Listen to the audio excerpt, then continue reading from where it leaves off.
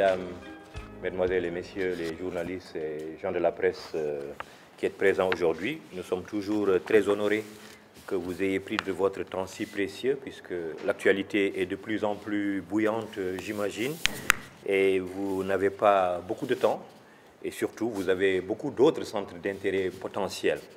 Et c'est toujours un honneur pour nous de voir que vous pouvez prendre de ce temps pour écouter des choses qui peut-être ne sont pas ou ne ressemblent pas toujours à ce qui peut être la brûlante actualité classique, mais qui pour nous est tout aussi important puisqu'il s'agit de la réflexion, et notamment de la réflexion éthique qu'il faut mener, nous semble-t-il, sur notre système de santé. Et vous le verrez dans cet ouvrage, l'auteur pense que le système de santé est étroitement lié à la société. Et donc tout ce que je dirais sur l'éthique, la morale ou la déontologie du système de santé, à mes yeux, pourrait être transposé à d'autres secteurs, tels que la justice, tels que la presse, tels que la politique.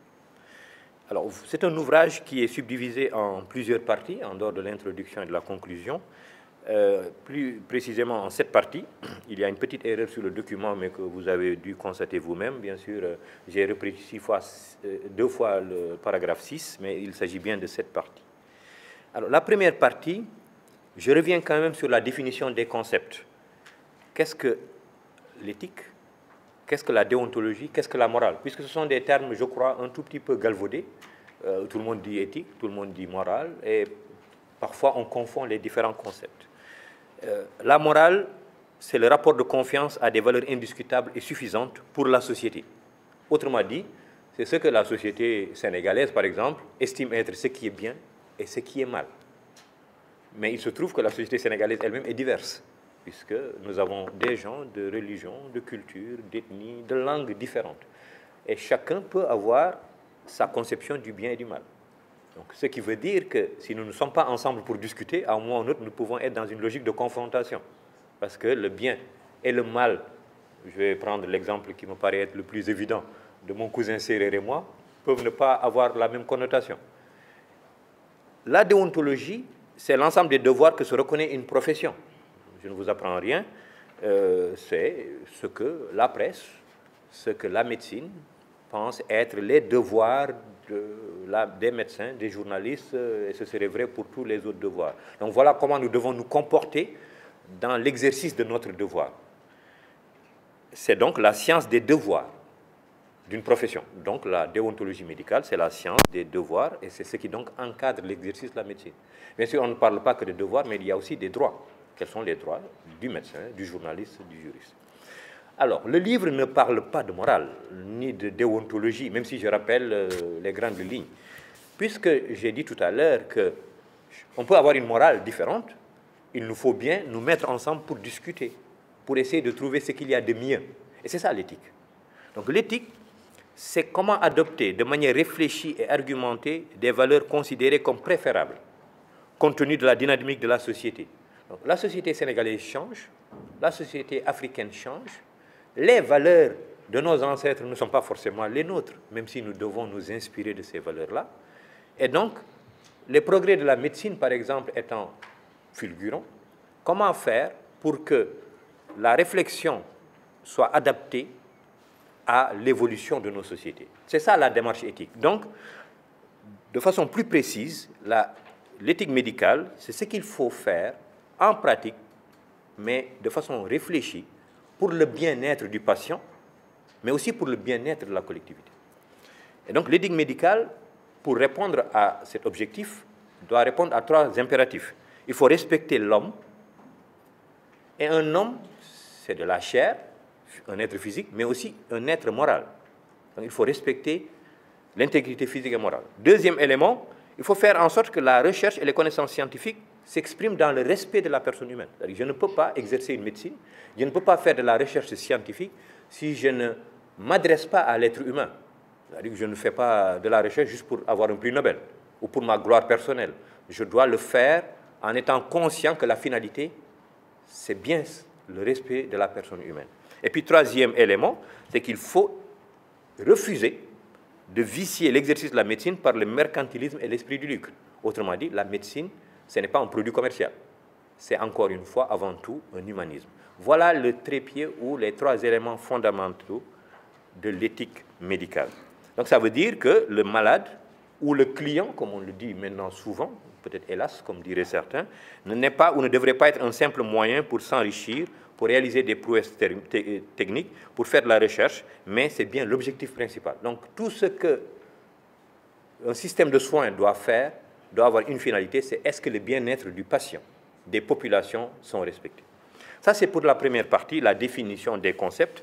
Et lorsque vous lirez l'ouvrage, vous vous rendrez compte qu'il y a un autre paragraphe qui m'a paru être très important. C'est peut-être ce que disait le professeur Diallo. C'est la notion de liberté et de responsabilité. Parce que les gens diront toujours, mais pourquoi il prend telle position? Mais nous devons prendre des positions parce que chacun d'entre nous est libre de prendre la position qu'il veut. Mais, et je l'ai rappelé dans cet ouvrage, la liberté est une chose, mais il y a ce qu'on appelle la responsabilité. Et quelqu'un disait que la responsabilité, c'est la prison à la liberté.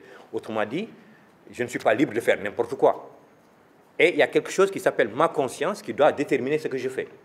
Si toute la société faisait mal, ce n'est pas parce que je fais mal que je suis excusé de ce que je fais.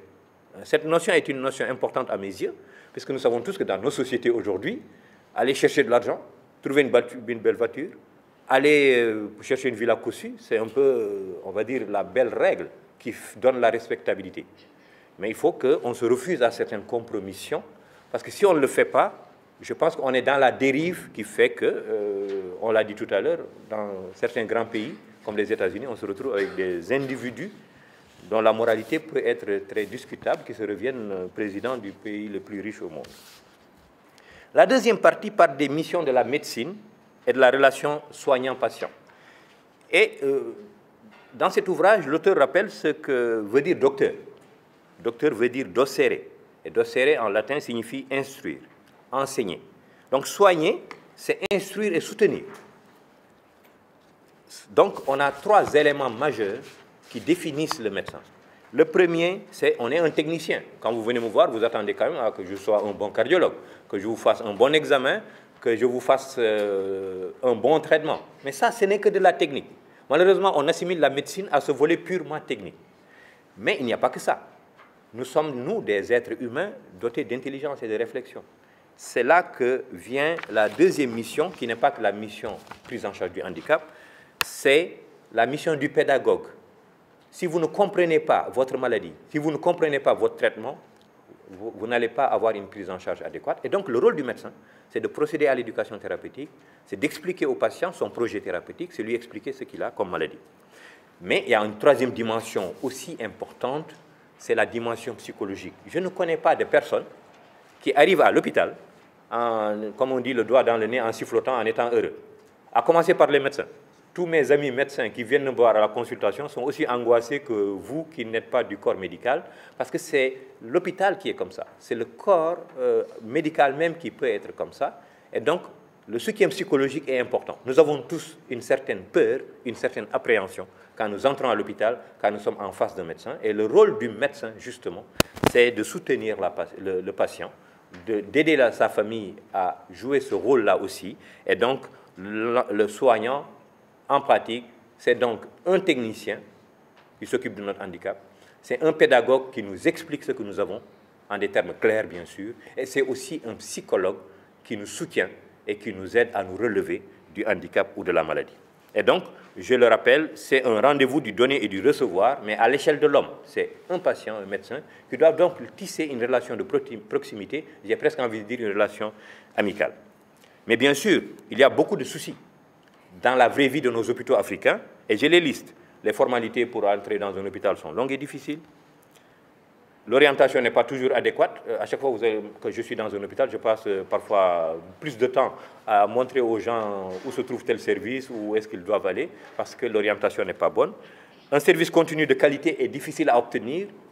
Vous êtes tous conscients qu'à 23h ou minuit, lorsque vous avez un patient proche, votre premier réflexe, c'est de chercher un ami médecin ou un parent qui peut vous aider parce que vous êtes à peu près convaincu que ça va être très compliqué, qu'on puisse répondre 24 heures sur 24 à vos sollicitations, ce qui veut dire que nous n'avons pas encore le service public de qualité que nous devions attendre. Et puis, il n'y a pas que les incidences de l'accueil, c'est un manque criard d'écoute. je me suis amusé dans le livre à simuler ce qu'on peut avoir.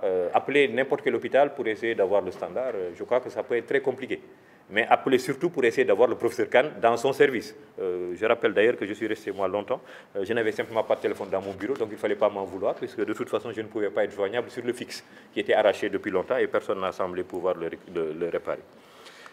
Et puis, donc l'accueil, c'est important, l'écoute, c'est important, la communication, c'est important. Et puis, il y a aussi les conditions de travail. On oublie parfois que les médecins, les infirmiers travaillent parfois dans des conditions particulièrement difficiles.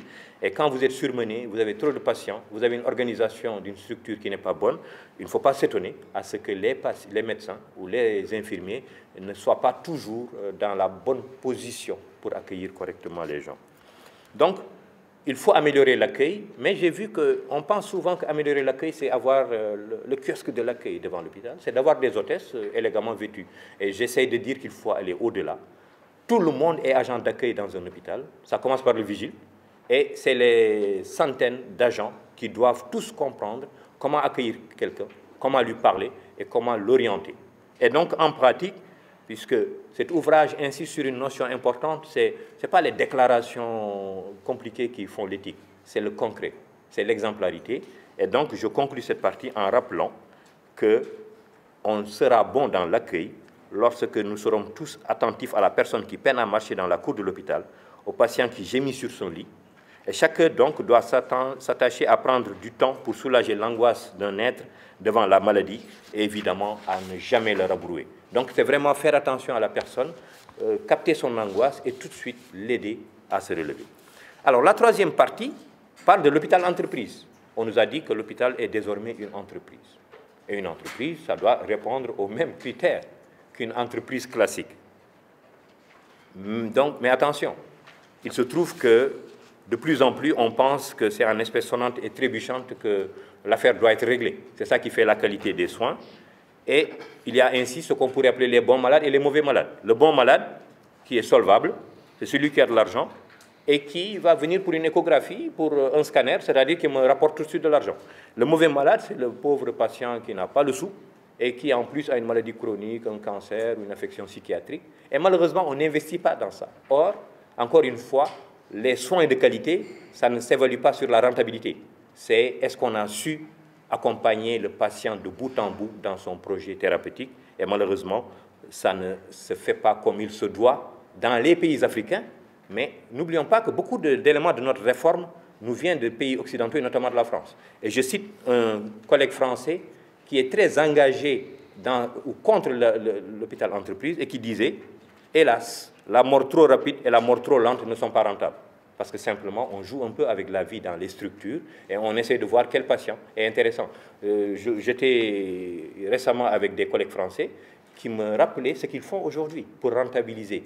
Lorsque vous devez bénéficier de soins, vous devez par exemple avoir un acte sur une artère du cœur, mais vous devez avoir 2 prothèses, on appelle ça les stents. Que font les hôpitaux français aujourd'hui? Au lieu de vous mettre les 2 stents en une seule fois et vous rentrez chez vous, ils vous mettent le stent et vous rentrez chez vous une fois.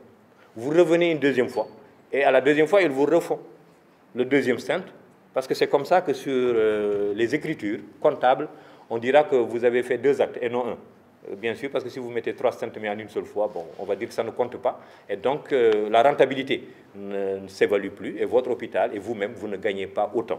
Et je pense que, hélas, ce sont des comportements qui ne sont absolument pas dignes d'une structure de soins.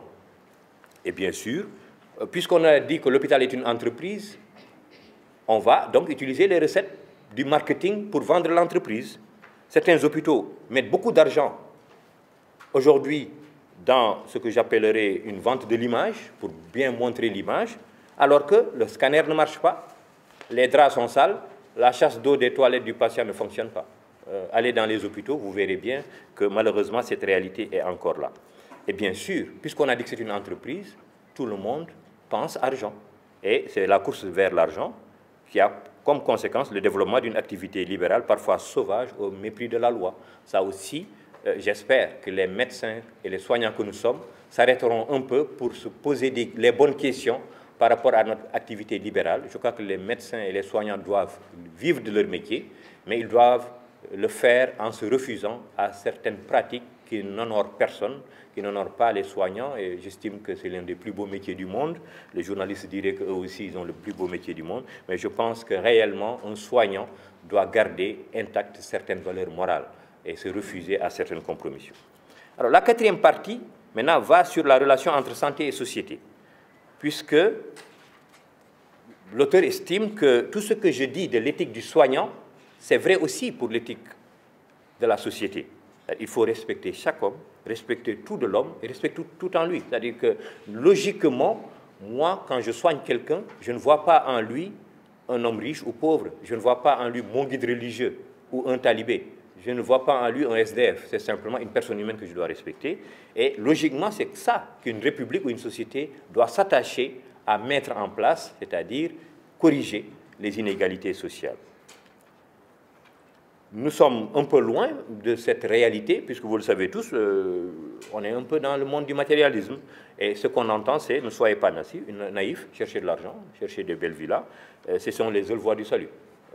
Je crois que, hélas, dans notre société, lorsque on a dit que celui-là, il a fait un gros détournement, etc., et que tout le monde en parle, je crois que quand vous le retrouvez dans les baptêmes et dans quelques cérémonies que ce soit, quand il sort avec sa 4-4, ou je crois maintenant on dit les 8-8, on voit tout de suite que même ceux qui disaient que ce gars-là, il n'est pas très honorable, tout de suite se lèvent plus que quand moi j'arrive avec mes sandales de médecin qui ne gagne pas très bien sa vie. Et je pense qu'il y a un peu cette sorte de petite dualité dans notre esprit qui fait que, oui, on dit que voilà les valeurs morales, mais en vérité, nous respectons un peu plus, je crois, les gens qui sont dans le paraître. Et donc, l'éthique en santé peut aussi avoir son prolongement dans l'éthique en politique, car il n'existe pas une éthique propre à la médecine. Même si l'éthique en médecine, c'est important. Parce que si vous tombez sur un soignant qui n'est pas vertueux, le problème là, c'est que vous pouvez perdre votre vie. Bon, si c'est le juge qui n'est pas vertueux, je crois que vous pouvez toujours faire appel, enfin, vous avez un peu de temps. Mais si c'est le médecin qui n'est pas bon ou n'est pas éthique, le risque est beaucoup plus grand. Donc, ce qui fait que le combat peut être difficile et long, et c'est un combat de tous, éducateurs, guides religieux, familles, hommes politiques, et de tous les instants. Et la mission de soigner confiée aux médecins par la société, comme l'éducation, ne peuvent pas être réduites à une activité commerciale ou mercantile.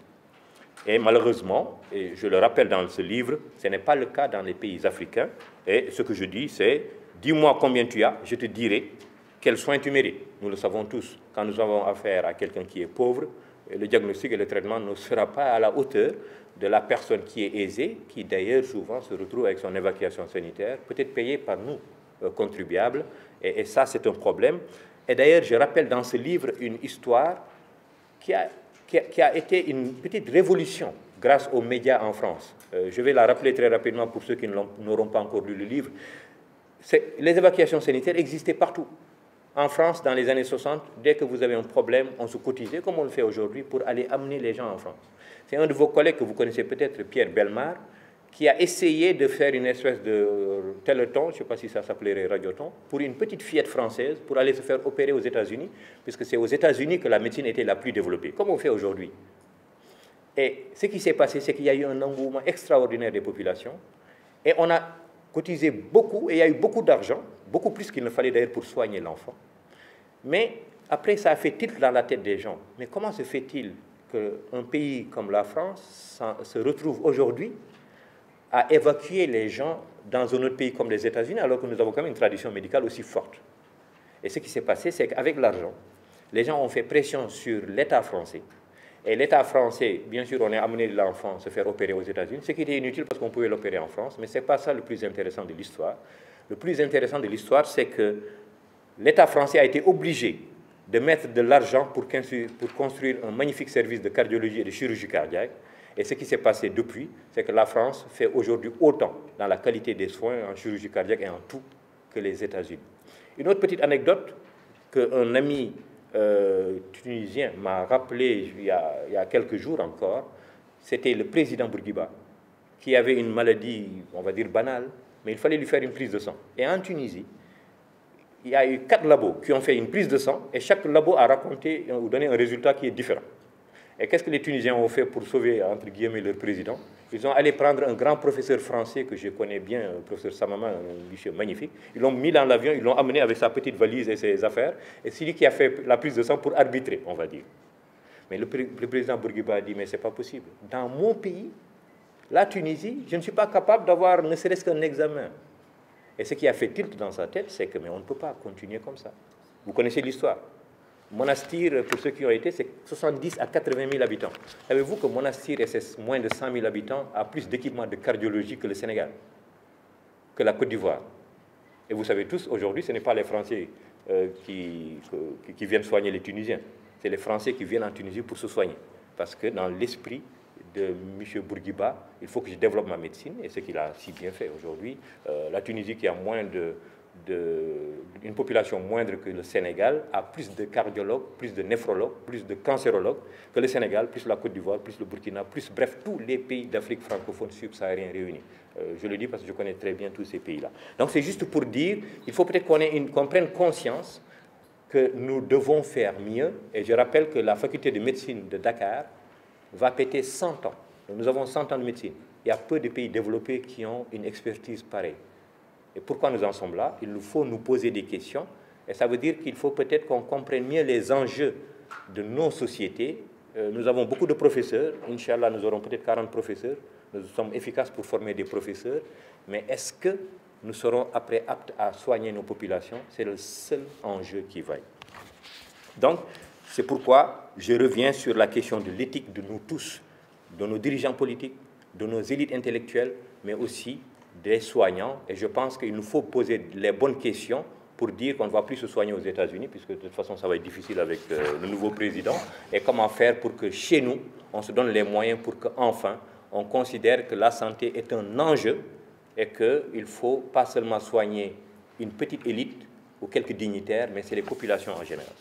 Alors, la cinquième partie, que vous verrez à la page 6, c'est, je me suis permis, moi qui ne suis qu'un talibé qui a encore beaucoup à apprendre, à penser que je ne peux pas parler d'éthique, moi, comme le ferait le collègue français, comme le ferait le collègue américain, ou quelqu'un qui, de toute façon, lui, ne croit pas en Dieu, n'est ni musulman ni chrétien. Je pense que le soignant sénégalais, africain, qui est musulman ou chrétien, doit donc s'appuyer sur les valeurs religieuses.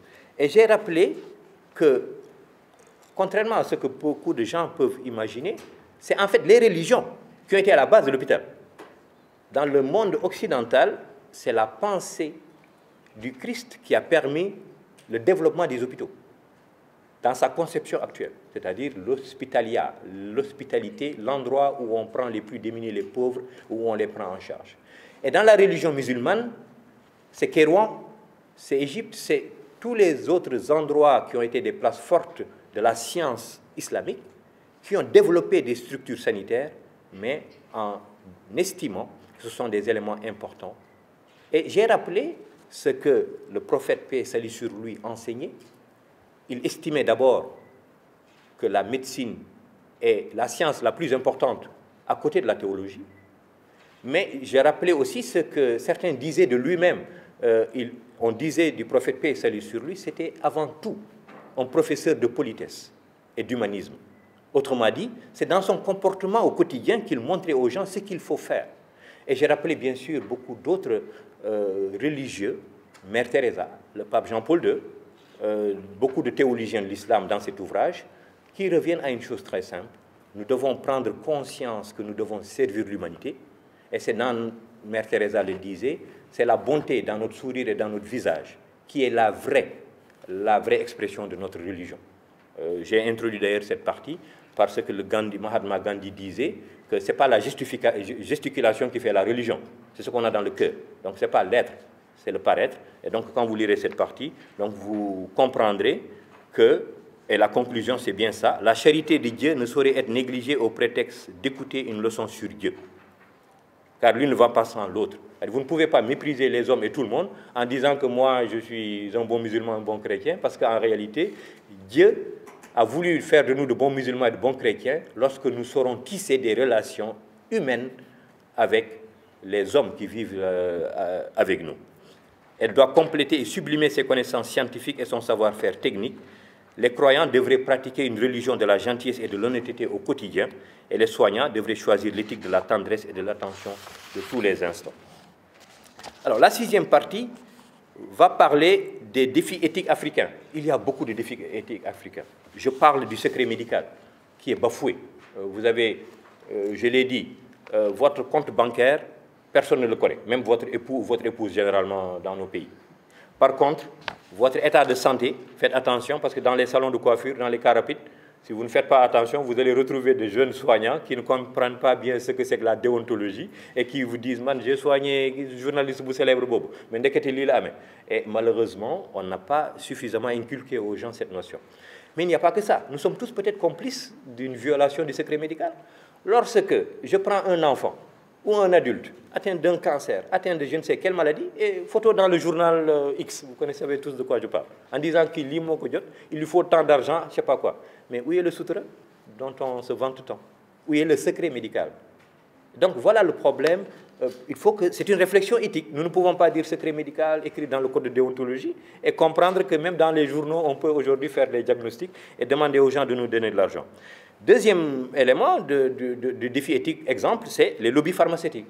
Nous, les médecins, moi, je vais être honnête, 90% de mes voyages sont payés par l'industrie pharmaceutique. Tous nos congrès sont assurés par l'industrie pharmaceutique. Bon, c'est peut-être comme ça que ça se passe. Mais jusqu'où maintenant je suis autonome par rapport à l'industrie pharmaceutique? Est-ce que les médecins ne doivent pas s'arrêter pour essayer de faire attention à certains pièges? Parce qu'une chose est d'avoir une relation gagnant-gagnant avec l'industrie, mais une autre chose est de prescrire sur la base d'une propagande d'une industrie pharmaceutique. Et malheureusement, ce sont des choses qui existent dans nos pays. Et je crois que nous devons donc avoir cette réflexion pour avoir un partenariat, mais rester indépendant en se rappelant que l'industrie ne peut pas aujourd'hui influer nos prescriptions. La coopération Nord-Sud en matière de recherche, comment la rendre plus équitable. Et puis l'accompagnement en fin de vie. Je crois qu'on sait tous qu'avoir un malade cancéreux, mais il n'y a pas que les malades cancéreux, j'ai démontré dans cet ouvrage que si vous êtes africain, vous avez 20 fois plus de risques de mourir de votre cancer que si vous avez habité dans notre pays. Vous avez 20 fois moins de chances de bénéficier d'un médicament de la douleur lorsque vous êtes africain. Mais ce n'est pas que ça. L'accompagnement de fin de vie, ce n'est pas vrai que pour les cancers. Ça concerne toutes les maladies, n'existe quasiment pas en Afrique, en dehors de 4 ou 5 pays, dont le Rwanda par exemple, qui l'ont développé, ce qui montre que ce n'est pas une question de richesse ou de pauvreté, c'est une question de vision. Et je pense qu'accompagner les gens me paraît être crucial à cette étape de la fin de vie qui prépare à la mort. La prise en charge des personnes âgées, j'y suis revenu parce que pour moi, ce n'est pas un modèle biomédical. Les personnes âgées, si vous en avez peut-être rendu tous compte, sont dans la solitude, à la place de la sollicitude qu'on attendrait d'eux. Cela veut dire que nous devons nous poser de nouvelles questions sur nos papas, nos mamans. Je me suis intéressé à cette question parce que je suis des patients, je commence à être un peu vieux dans le métier, depuis 20-25 ans aujourd'hui. Donc c'est des patients qui avaient 60 ans. Maintenant, ils ont 80 ans, 90 ans. Donc je les suis parce que c'est comme ça, on est devenus presque de la même famille. Et il se trouve que maintenant, c'est la démence, c'est Alzheimer. Et régulièrement, leur famille vient dans mon bureau en craquant aux larmes, en disant « mais qu'est-ce que je deviens ?» Elle ne reconnaît plus rien, elle délire, elle saute, etc. Mais qu'est-ce qu'ils peuvent faire? Où est-ce qu'ils vont les amener? Je me suis rendu compte que notre système sanitaire n'a absolument aucune réponse à ça. Aucune. Aucune. Ceux qui ont vécu ça savent de quoi je parle. Vous avez un parent qui a fait un accident vasculaire cérébral, qui a un handicap, où est-ce que vous pouvez l'amener? Vous êtes obligé de prendre un jour dans le mois, le mettre dans le taxi, vous arrêtez tous de travailler pour l'amener dans quelques structures. Et quelles structures? Nous n'avons aucune structure de soins à domicile digne de ce nom, en tout cas étatique. Nous n'avons aucune structure d'accompagnement psychologique des familles aussi, mais et des parents. Et c'est ça la santé. La santé, ce n'est pas sésame, j'ai 5 milliards de francs, ou je rajoute 10 milliards, et je fais mon calcul, 10 milliards de francs que vous mettriez dans le sésame, je crois qu'on n'en est pas encore là. Si je traite tous les hypertendus du Sénégal, c'est terminé. C'est terminé. Donc ça veut dire que cette gratuité ne peut pas être aussi gratuite qu'on le pense. Ou alors elle est gratuite pour les hypertendus, mais les autres, de toute façon, ne pourront pas bénéficier. Donc il y a des réflexions, pour moi, plus importantes. Et ça, encore une fois, il faut revenir sur les données socio-anthropologiques. Où est-ce qu'on en est aujourd'hui dans notre société? Vous et moi, nous habitons tous dans les appartements avec notre mari et notre femme. Et notre grand-père qui est malade ou figé par la maladie, qu'est-ce qu'on en fait? Est-ce que notre société a répondu à ça? Ça, c'est la santé. Donc, ce n'est pas donner simplement, allez vous faire consulter, c'est encore une fois une dimension beaucoup plus importante. Et c'est pourquoi, encore une fois, cette réflexion, ce n'est pas la réflexion des médecins, c'est la réflexion de tout le monde. Et c'est la réflexion des sociologues, des anthropologues, mais c'est aussi la vision politique que nous avons et la projection de nos sociétés. Et puis, dernier exemple, c'est la prise en charge des déficients mentaux. Je pense que nous avons très peu de psychiatres. En Afrique, nous avons à peu près un psychiatre pour 3 à 4 millions d'habitants. Ça veut dire quoi? Vous connaissez la suite de ce que font les maladies psychiatriques. Vous avez peut-être des déprimés ou quelqu'un qui a une affection psychiatrique dans votre famille.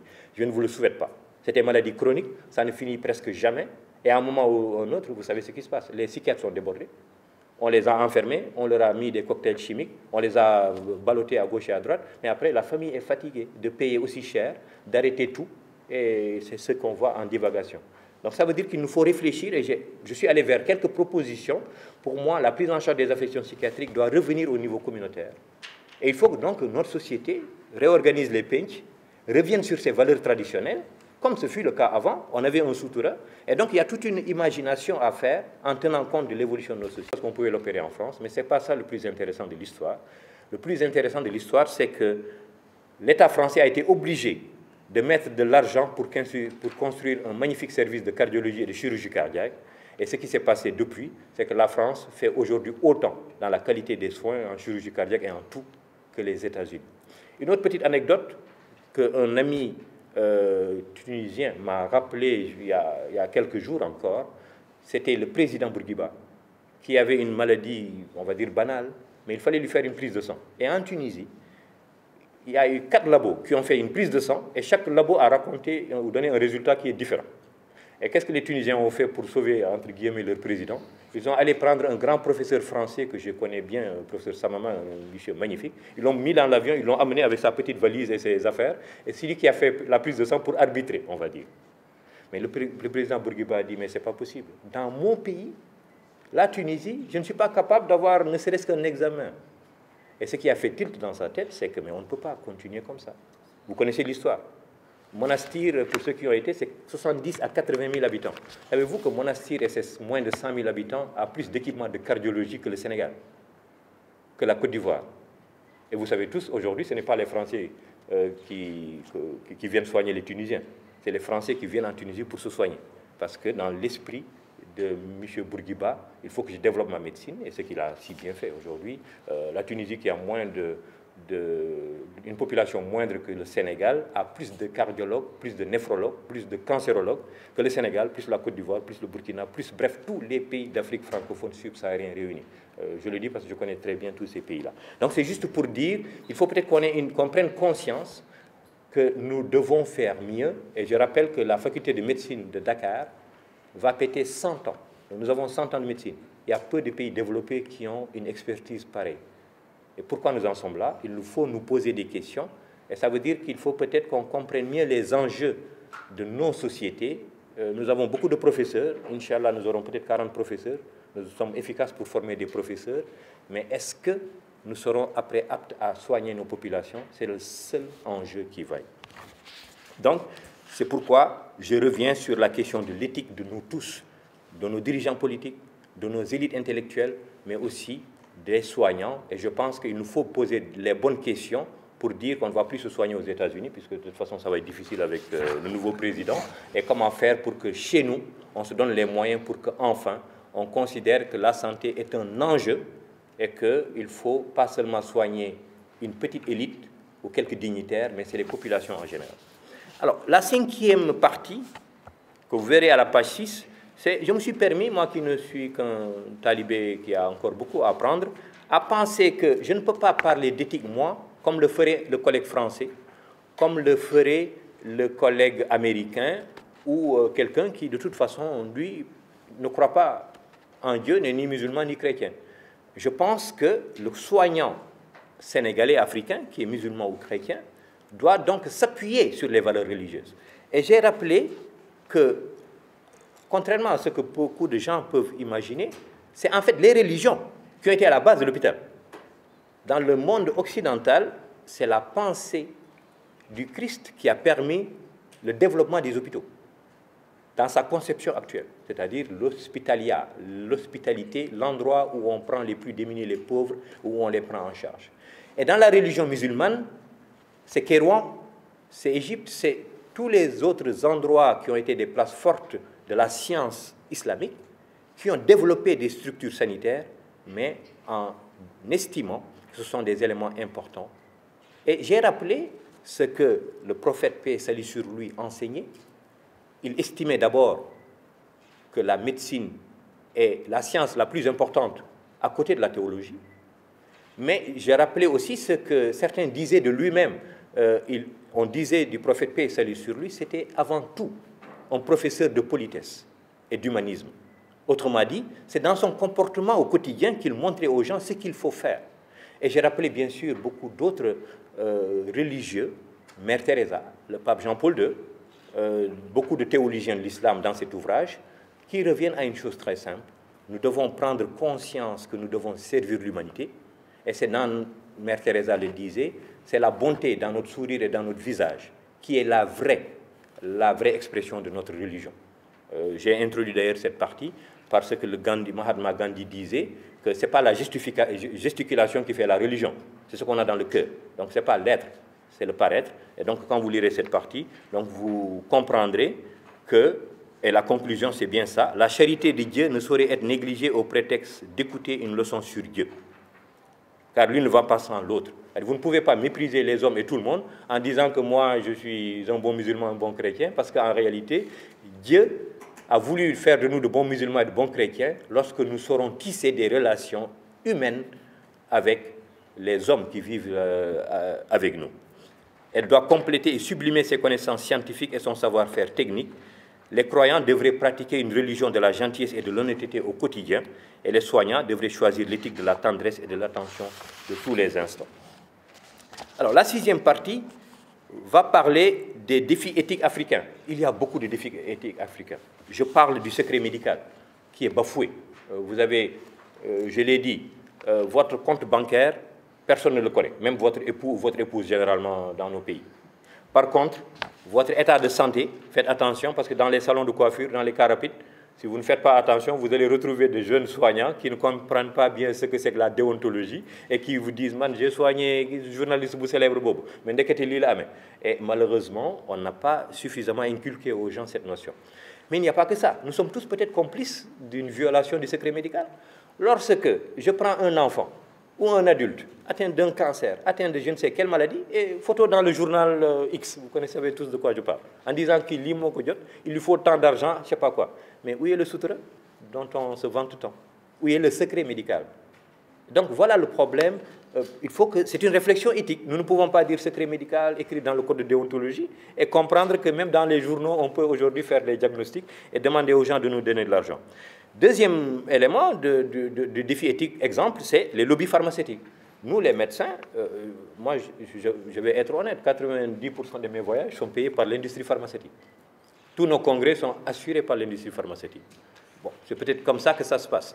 Mais jusqu'où maintenant je suis autonome par rapport à l'industrie pharmaceutique? Est-ce que les médecins ne doivent pas s'arrêter pour essayer de faire attention à certains pièges?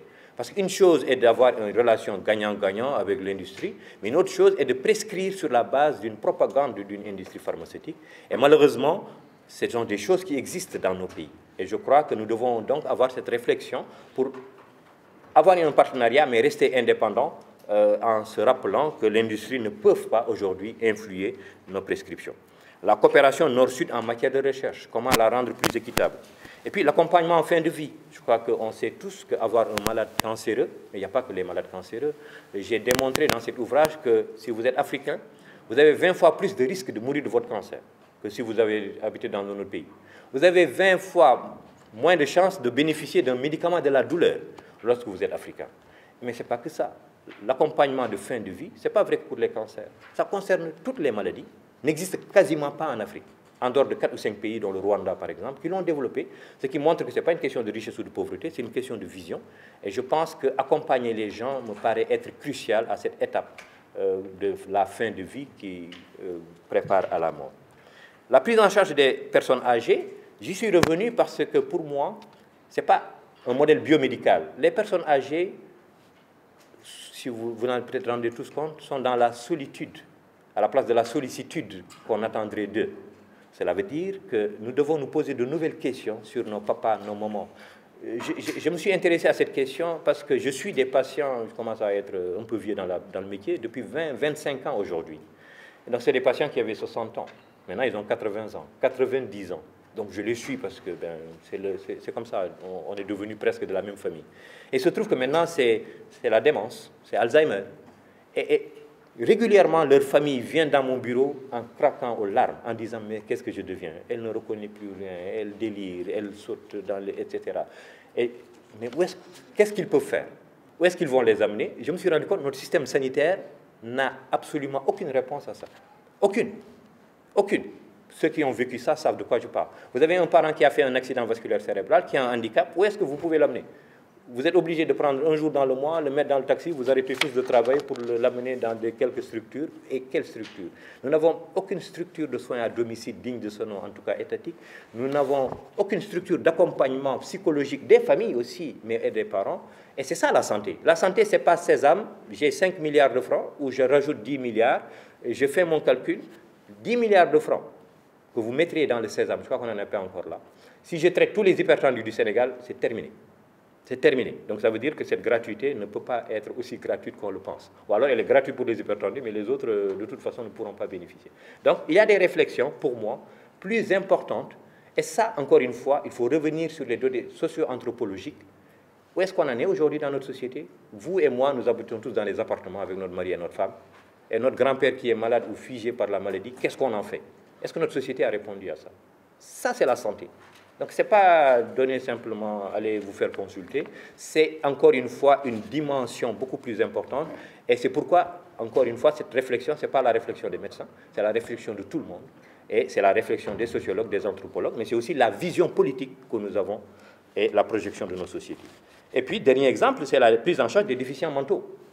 Je pense que nous avons très peu de psychiatres. En Afrique, nous avons à peu près un psychiatre pour 3 à 4 millions d'habitants. Ça veut dire quoi? Vous connaissez la suite de ce que font les maladies psychiatriques. Vous avez peut-être des déprimés ou quelqu'un qui a une affection psychiatrique dans votre famille. Je ne vous le souhaite pas. C'est des maladies chroniques, ça ne finit presque jamais. Et à un moment ou un autre, vous savez ce qui se passe. Les psychiatres sont débordés. On les a enfermés, on leur a mis des cocktails chimiques, on les a ballottés à gauche et à droite. Mais après, la famille est fatiguée de payer aussi cher, d'arrêter tout. Et c'est ce qu'on voit en divagation. Donc ça veut dire qu'il nous faut réfléchir, et je suis allé vers quelques propositions. Pour moi, la prise en charge des affections psychiatriques doit revenir au niveau communautaire. Et il faut donc que notre société réorganise les pencs, revienne sur ses valeurs traditionnelles, comme ce fut le cas avant, on avait un souterrain. Et donc il y a toute une imagination à faire en tenant compte de l'évolution de nos sociétés. Et si on ne le fait pas, de toute façon, on va avoir des programmes de lutte contre les maladies psychiatriques, mais on n'y sera pas. Mais donc c'est juste dire que c'est la dimension éthique, c'est le raisonnement dynamique de où est-ce qu'on veut aller par rapport à l'évolution de nos sociétés qui nous permettent de répondre à ces questions-là. Et vous voyez donc la relation entre la politique et la santé. Et donc, je finis cette partie en disant que ces exemples doivent nous amener à réfléchir sur le devenir de nos sociétés pour apporter des réponses plus humaines et plus conformes à des valeurs que nous voulons magnifier. Mais bien sûr, toutes ces questions posent aussi le problème de la responsabilité de nos autorités sanitaires, souvent absentes de ces débats cruciaux. Amusez-vous à lire le programme de nos partis politiques en matière de santé. Vous verrez d'ailleurs qu'il n'y a souvent pas grand-chose. Mais c'est surtout, vous verrez qu'aucun d'entre nous, ni les politiques, nous les techniciens, ni vous les médias, je crois ou je crains, ne pose réellement ces débats. Après, nous sommes un peu dans qu'est-ce qui gagne, qu'est-ce qui ne va pas gagner, des sondages, pourquoi l'autre il s'est chamaillé avec l'autre. Donc, que faisons-nous? Est-ce que nous organisons la pratique et la recherche médicale? On sait qu'aujourd'hui, la recherche et la pratique médicale s'exercent en toute illégalité. On sait qu'il n'y a pas de problème lorsque un charlatan vient dire que c'est moi qui soigne des choses. On sait que dans les radios communautaires, dans les villages, il y a des gens qui arrêtent leurs médicaments et qui vont mourir de leur épilepsie, de l'hypertension, de leur diabète, et il n'y a aucune loi qui est mise en œuvre pour arrêter ces gens-là. Et ce que je dis ici, c'est qu'on a tous peur d'une menace terroriste. Je crois que Dieu nous en préserve, mais il se trouve que les déviances de notre système sanitaire sont beaucoup plus mortelles, parce que s'il y a 100 personnes qui arrêtent leurs médicaments antihypertenseurs, c'est 100 AVC. Bon, les menaces terroristes, c'est dangereux, mais ça n'est pas aussi mortel que ça. Donc c'est juste pour rappeler qu'il y a le sensationnel, mais il y a les débats de fond, je pense, que nous oublions de poser dans notre société. Et puis je termine, pour ne pas abuser de votre temps, c'est la 7e partie, puisqu'il ne faut quand même pas simplement dire que voilà ce que je constate, il faut des solutions. Et les solutions, c'est d'abord rappeler le problème. Nos populations ne savent pas toujours tout, il y a du fatalisme, il y a des pesanteurs culturelles, Il y a des arrangements à l'amiable. Le professeur Khan n'a pas bien fait son travail. Il a quand même commis une erreur médicale, mais attendez qu'on souterral non, parce que c'est le professeur Khan. Et puis, il y a l'environnement qui n'est pas adéquat. Je dis toujours que nous avons essayé de suivre ce que les pays occidentaux font dans leurs réformes, mais nous avons oublié les vraies réformes. Ils ont réglé un problème que nous n'avons pas réglé. C'est l'humanisation des structures sanitaires. Depuis un demi-siècle, dans les pays occidentaux, l'une des premières réformes, c'était de dire, dans notre structure de soins, on ne va pas faire de salle commune. Parce que vous ne pouvez pas avoir une salle où vous avez 20 personnes et dire que vous avez du secret médical, vous avez de l'hygiène, que vous avez de l'intimité, que vous avez du respect de la dignité humaine. J'examine, moi, des gens qui ont l'âge de mon papa, je les mets nus, à côté d'un gamin de 15 ans, de quelqu'un qui fume ici des choses. C'est ça qu'il faut d'abord réformer. Humaniser nos structures de soins, mettre les gens dans un environnement convenable et considérer que la santé doit être aussi respectée que tous les autres secteurs. Les ressources humaines sont insuffisantes, etc. Et donc, pour moi, les solutions, c'est d'abord développer un changement de comportement et promouvoir chez les apprenants la capacité de communiquer et de dialoguer, mais aussi de réfléchir pour les intérêts de la communauté. Il faut qu'on bannisse aujourd'hui ce qu'on constate. Dès que vous avez fini de prêter le serment d'Hippocrate, qu'est-ce qui vous anime? J'ai appris une technique, je vais donc me faire de l'argent. Et si on apprenait plutôt aux jeunes que vous avez un beau métier et vous serez respecté d'abord lorsque les gens sauront que vous êtes vertueux. Malheureusement, je pense que ceci n'est pas bien enseigné. Et donc, je reviens beaucoup sur les curricula de formation et j'estime que l'éthique doit être enseignée d'abord en amont, mais dans toutes les écoles de formation. L'éthique doit être maintenue dans nos structures. Et moi, je suggérerais que les associations confessionnelles, que les amicales, les ordres, les syndicats, systématiquement engagent des débats éthiques dans le cadre de leurs rencontres, pour que les gens se posent des questions. Et surtout, revenir à ce qui est la vraie mission de la médecine, qui, comme on l'a vu, c'est avant tout soutenir les gens et travailler dans l'intérêt des patients. Mais bien sûr, il n'y a pas que ça. C'est aussi améliorer l'environnement de travail, c'est que les médicaments soient disponibles, qu'on ne prescrive pas du paracétamol à quelqu'un à minuit, en sachant que sa famille n'est pas là, qu'on puisse donner un minimum pour la qualité des soins. Et le minimum, c'est aussi les drogues d'urgence. Mais c'est aussi développer des activités financièrement peu rentables, mais qui sont essentielles. La diététique, c'est important. L'aide psychologique, c'est important. L'accompagnement fait de vie. Il faut qu'aujourd'hui, on considère que toutes nos structures de soins doivent développer ces activités et il faut que nos États puissent subventionner cela. Et il faut, bien sûr, qu'on écoute les gens. L'éthique voulant dire ce que je fais pour le bien de la communauté, vous ne pouvez pas avoir une posture éthique si la communauté ne réagit pas à ce que vous faites. C'est-à-dire, quand on aura fini, nous, de penser ce qui paraît être bien, qu'en pensent les populations? Donc, système de recours, numéro vert, boîte à idées, questionnaire régulier. Bref, qu'on s'arrête pour dire papa, maman, avant de votre sortie à l'hôpital, lan mo la fi neexoon, lan mo la fi naxari. Et quand il aura dit ce qu'il y a plu ou ce qu'il y a déplu, qu'on le consigne, qu'on aille revenir sur tout le processus pour que plus jamais cela ne se reproduise, c'est-à-dire s'inscrire dans une vraie dynamique d'amélioration continue. Et comme je l'ai dit, que tout le monde s'y mette. Donc pour finir, encore une fois, c'est un livre où, évidemment, l'auteur prend position. Je ne vais pas écrire un livre de 200 pages pour ne faire que me poser des questions. Mais, et je le dis à tous les collègues, parce que La vie sur un fil, je sais, a été accueilli comme il a été accueilli. Je pense que ça a suscité le débat et je vous en remercie tous. Ça, au moins, on ne peut pas le nier. Par contre, j'ai entendu quelques murmures. Pourquoi il perturbe notre système? Bon, et j'ai dit, je ne perturbe pas votre système, c'est qu'il se trouve qu'il y a quelque chose qui est mon supérieur hiérarchique et il n'y a pas d'autre supérieur hiérarchique pour moi. Ça s'appelle la conscience. J'estime que ma conscience me dicte de poser aujourd'hui un certain nombre de débats. Et pour moi, voilà les quelques questions que vous retrouverez, que j'espère, encore une fois, que ce livre va susciter, parce que je ne cherche pas à dire que j'ai la vérité, mais à poser un débat et que partout, les étudiants, les ordres, les populations, les patients, les familles de patients se posent ces questions-là. Quel comportement devons-nous insuffler chez les soignants et tous les acteurs de la santé? Quelles ambitions devons-nous avoir pour nos patients et nos populations? Comment faire pour exercer une médecine de qualité? Comment créer un système de soins juste et équitable? Et bien sûr, cette question ou ces questions, c'est d'abord nos leaders politiques qui doivent se les poser. Parce que le patriotisme, c'est d'abord répondre à ces questions-là. Et je le démontre, ou je le dis suffisamment dans cet ouvrage, l'Assemblée nationale, le Conseil économique et social, le Haut Conseil des collectivités territoriales, j'ai beaucoup de respect pour ces institutions, mais ce n'est pas ça la démocratie. Ça peut être des moyens de la démocratie. La démocratie, la République, ce n'est jamais autre chose que est-ce qu'on a un système sanitaire correct? Est-ce qu'on a un système d'éducation qui tient la route? Est-ce que la béance entre le droit réel et le droit théorique, c'est-à-dire quand la Constitution dit que nous avons tous droit à des choses, est-ce que concrètement ce droit-là auquel nous avons accès selon la Constitution, nous y avons réellement accès? Et j'imagine que quand on se posera ces questions-là, nous nous rendrons compte que ce n'est pas en multipliant les institutions, c'est bien en mettant dans chacun d'entre nous un certain nombre de valeurs morales et éthiques, à commencer par ceux qui nous dirigent, qu'on pourra, j'imagine, répondre clairement à ces questions et créer une vraie république, c'est-à-dire une situation dans laquelle chacun d'entre nous arrive à s'épanouir et qu'il y ait le moins d'inégalités. Je vous remercie.